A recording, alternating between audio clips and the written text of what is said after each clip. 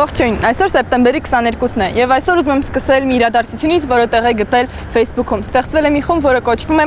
Օգնենք Հովհաննես Գրիգորյանին։ Տաղանդավոր բանաստեղծի մոտ հայտնաբերվել է թոքի քաղցկեղ։ Բարդ վիրահատությունը կարող է իրականացվել միայն Գերմանիայում։ Սկսվել է դրամահավաք եւ այսօր տեղի ունենալու նաեւ Պետական համազգային թատրոնում ներկայացում, որը կոչվում է Սեր եւ սկլերոզ։ Այն կատակերգական ժանրում է եւ հասույթը ողջ հասույթը տրամադրվելու է Հովհաննես Գրիգորյանին։ Այժմ առաջարկում եմ դիտել, թե ինչպես ավարտվեց երեկոն եւ ինչպես սկսեց այսօր առավոտը։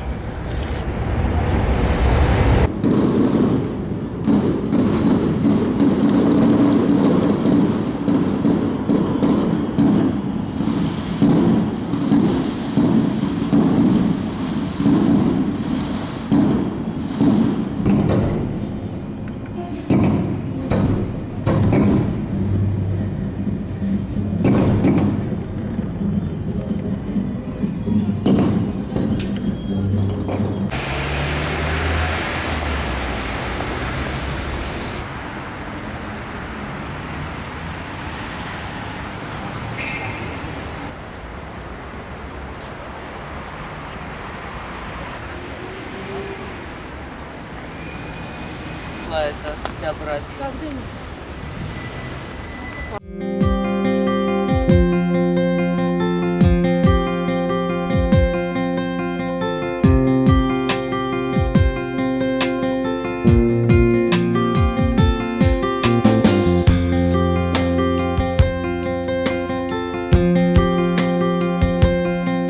Երեկվա գլխավոր թեման անկախություններ։ Նորությունները ողողված էին տոնական իրադարձություններով եւ պատմություններով, թե ինչ էր տեղի ունենում 20 տարի առաջ 90-ական թվականներին, երբ Հայաստանի Հանրապետությունը, երրորդ հանրապետությունը նոր էր ծնվում։ Իսկ հիմա առաջարկում եմ ծանոթանալ, թե որ թեմաներին է անդրադարձել հայկական մամուլը։ Այդ հարցում մեզ ինչպես միշտ կօգնի քաղաքական վերլուծաբան Թաթուլ Հակոբյանը։ Թաթուլ, ողջույն։ Ողջույն։ Ուրեմն ասեմ, որ բնականաբար մամուլը այսօր անդրադարձել է երեկվա միջոցառումներին, մասնավորապես հետաքրքրաշարժ է ժողովրդի տեղեկությունները, ըստ որի նաև այդ մասին անդրադարձել է հայկական ժամանակը, հանրապետության առաջին նախագահը չի մասնակցել, ինչպես հայտնի այդ տոնակատարություններին, սակայն կազմակերպել է բավականին մեծ ընդունելություն իր համակիրների հետ ռեստորաններից մեկում եւ այստեղ առաջին էջում պատկերված է, թե ինչպես է Տեր-Պետրոսյանը ողջագուրվում սիրված նկարիչ Հակոբ Հակոբյանի հետ։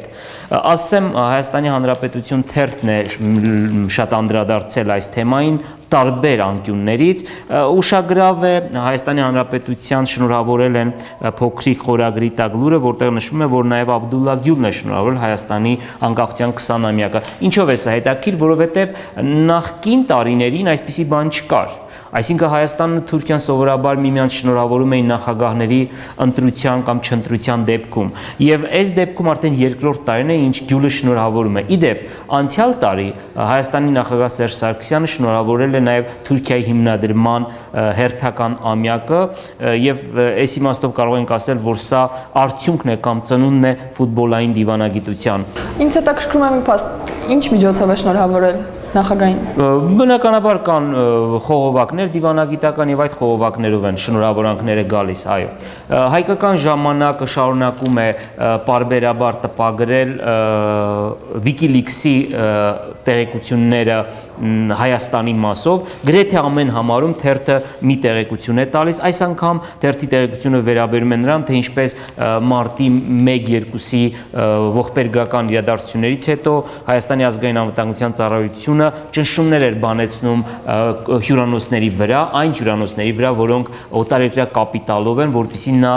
որևէ դահլիճ չտրամադրի ընդդիմադիրներին։ Շատ հաճելի է իմանալ, որ այսօր լույս է տեսել հետ թերթը, հետք շաբաթաթերթը, ես այսօր որևէ հրապարակում չեմ առանձնացնի, որտեղ հետքի հրապարակումները հիմնականում վերլուծական են եւ հիմնականում, այսպես ասեմ, հետաքննական են եւ ուղղակի պետք է թերթը վերցնել եւ կարդալ։ Գայանի ես նաեւ մեկ այլ հրապարակում եմ ուզում առանձնացնել, ավելի ճիշտ երկուսը։ Առաջինը օրակարգը գրում է օրակարգը հարցազրույց է վարել Էդուարդո Էրնեկյանի հետ, ով մանրամասն խոսում է Արցախում իրականացվող այս պահին սկսված նոր ծրագրի մասին, բայց կուզենայի ուշադրություն հրավիրել այս հրապարակման վրա օրվա թիվ խորագրի տակ, ուրեմն Civitas հիմնադրամը անց է կացրել հանրային հարցումներ հեռախոսային եւ եթե 91 թվականին անկախությանը կողմ է քվեարկել այսինքն 99%-ը իրական թվեր են, կողմ է քվեարկել Հայաստանի անկախությանը, ապա այսօր ըստ հարցումների, եթե այսօր լիներ այդ հանրաքվեն, կողմ կքվեարկել միայն բնակչության 68%-ը, այսքանը գայան է։ Իդեպ ես ավելացնեմ, որ Civitas-ի հարցումների վրա անցկացված, դրանց հիման վրա անցկացված ռեպորտաժը կարող եք դիտել civilnet.tv կայքում։